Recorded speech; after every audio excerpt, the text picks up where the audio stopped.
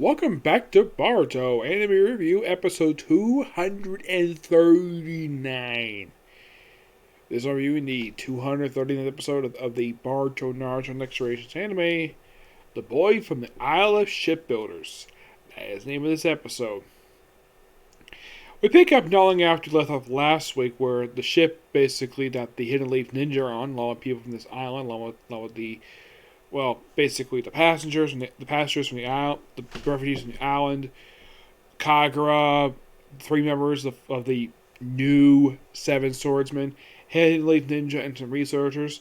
Yeah, because the ship was damaged in last week's episode. So this time, Dinky is trying to fix it, and it's not going to. He basically doesn't know what it's not saying he doesn't know what he's doing per se, it's just that basically he can't do much. He's doing the best he can with it. Plus there's no ship, and of course, Kagura mentions that we need to find a nearby island to find a place to get fixed. And then we cut to Boruto, where he just is sitting on the deck, he's bored out of his mind, and it's so freaking hot that he, for some reason, and the anime does show this, he falls off the ship into the water. And then he's saved by somebody who's got webbed fingers and a weird looking hair. And when they see a character who has a very similar hairstyle, Naruto assumes it's this guy. But no, he says, nope, it's not me. He doesn't know what he's talking about. Of course, he's sweating. Of course, this might be a hint of something we might explore a little bit later. Yes. Now, just by sheer coincidence, this guy is named Ikeda, and this is Boss Koji. That's what Kagura calls him. He apparently is a world-famous shipbuilder.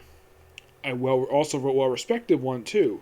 So, they agreed to fix the ship, but they can't do it here on the sea, to take it to his island, which happens to be nearby. And everyone's like, wait, we can't just put everybody in a tiny ship. And Ika's like, we're not going to put your people on our ship. We're going to tow your ship. Yeah, so apparently that tiny ship is a towboat. Yes, these things do exist. I have seen them. Yeah, mostly these things are meant to basically pull bigger ships into dock.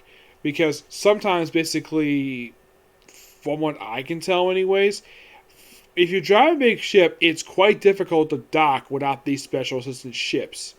The only time I've seen these type of ships is when I've been on cruises I've been on. Yep. So, pretty much so they get to the shoreline, and the refugees are basically able to offload no problem because they can't go back to the Hidden Leaf Village, the Hidden Mist, on another boat because apparently no boats are available because they're all off fighting Fujo.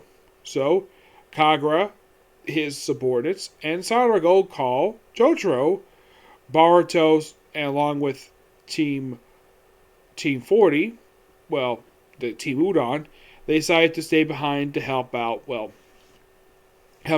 the ship. And in the case of Kawanaki and Mitsuke, they just go walking about the place. We see them briefly chatting with each other. Of course, there's no mention in the conversation. By the way, this is never up in the manga either. These two have some things in common. Yeah, their abilities are from a laboratory. Though in the case of Mitsuke, he was grown in a laboratory. He's basically the offspring of Orochimaru.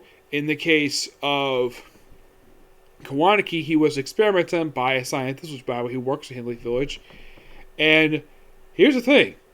They're both basically, let's just say, the result of scientists that are not very well liked. Orochimaru is considered to be the most hated man in the history of the Hidden Leaf Village. In the case of Armando, he's not well liked, but he's not despised as Orochimaru. It's a brief scene, but I'm sure the animators probably threw this in because, these two have nothing pretty much to do in this episode anyways. And by the way it looks for next week, they're not going to be in the next episode at all. Nope, because we're continue to focus on Boruto and Ikai. So, while fixing the ship, and by the way, we have Kagura calls up Chotro just to get a detailed report. Apparently, he's not in his office because he went out to the front lines of fighting Fudro. Yep. But before we continue here, I have to talk about this really cool scene. We see the leader of the Futuro, his son, well, both the sons there, especially one of them who was beat by Boruto. I would say presumably the woman who's there is presumably his daughter. They don't imply this woman is in fact their sister. Well, as I say is his daughter because she looks kind of like him. Same skin color, same hair color. Is it weird though that his first son, his older son, his daughter resemble him, but not his second son? It's almost like he was adopted. And this, I think, is kind of weird and kind of suspicious. Ikeda looks kind of like the boss of... He looks like the chief of the Futuro pirates. I mean, same skin color, hair color, like, very similar resemblance. It could be he's a long-lost offspring or something. It's possibly we might see him explore later on. So it's found out that he actually misplaced. He didn't order replacement parts. I think he was told to make sure their stock is fully supplied. So they had to go to the factory directly to get the specific part for this engine. So Ida basically volunteers to go to make a first mistake, and Bart agrees to be his bodyguard because it's dangerous out there. Which, yeah, it's definitely true. Especially with pirates around, you gotta have bodyguards. And Bart brings up guard missions are his specialty. Well, that's definitely true because every mission you have seen him on in the anime, he generally is pretty successful at being a bodyguard, just like his father, who happens to be the current Hokage. Yep. By the way, when Boss Kojo meets Bart the first, I'm like, you're not from around here. You're a shinobi. Like, you mentioned Hidden Leaf Village. But then he sees Kagura's ninja headband. Like, you're from the Hidden Mist Village. Yep. So he's from the area. And it's pointed out, though, that the fourth Masakage, the beautiful Mei Tamari, united the area. Which I'm like, wow, that beautiful woman united the whole area? Like, wow. Awesome. Can't go wrong with a smoking hot woman like the fourth Masakage. Yeah, even in her 50s, basically, she still looks pretty good for a woman her age. Yes. Well, I'd say she's presumably... No, I don't think she's in her 50s yet. No. Because I think at the time of when she was first introduced in Shippuden, she was 32. And since the show is set 15 years after that, I'd say she's pushing 50. Actually, she's about 47 right now. Yes. Still looks pretty good for her age. Yep. So, Ida and Bart go on his rickety boat, which surprisingly works. And they drive off to the actual factory. And the episode. Okay. We have better stuff for next week. We have some interesting plot with this one new character. Still a good episode. It just felt... You probably think it's, oh man, it seems like... You would say we're just moving at a very slow pace here. But you can mostly say it's set up for the next portion of this story arc. Yes, definitely. But at least the characters are off that ship they've been on. Which, by the way, as this episode has been 2 episodes since they actually got that ship. At least they're off it briefly. But they probably go back on and they'll go back to Hidden Mist Village. Possibly, yes. But here's a question for everybody. How long is this arc going to last for? Don't know. That's the weird thing. I have no idea. Like, if you're wondering, as of currently, how many episodes is this arc? I'd say it's close to 10.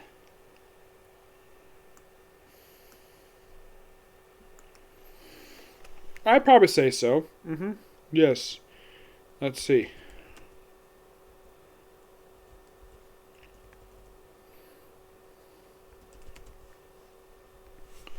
Yeah, I'd say at least 10, maybe.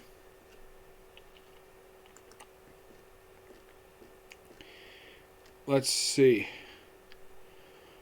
Well, this arc... Actually, no, I think it's 10. No. The arc, you can kind of say, started with episode 232. So, it's pretty close to 10, yes. I would probably say this arc has officially been going on now for at least, as of this episode... I'd say about 8 overall. Makes sense. Yes, I probably do think it's been like 8 episodes since the start of this very story arc. Yes, I'd definitely say so. Yep, definitely. I'd say definitely it's been 8. It's been pretty good so far, and I'm enjoying it. Okay, so yeah, that's going to be pretty much it for the Cycle Review. Next up is a Comic Corner, and I'm definitely going to do this tonight. Attack on Titan, okay? This video. Bye.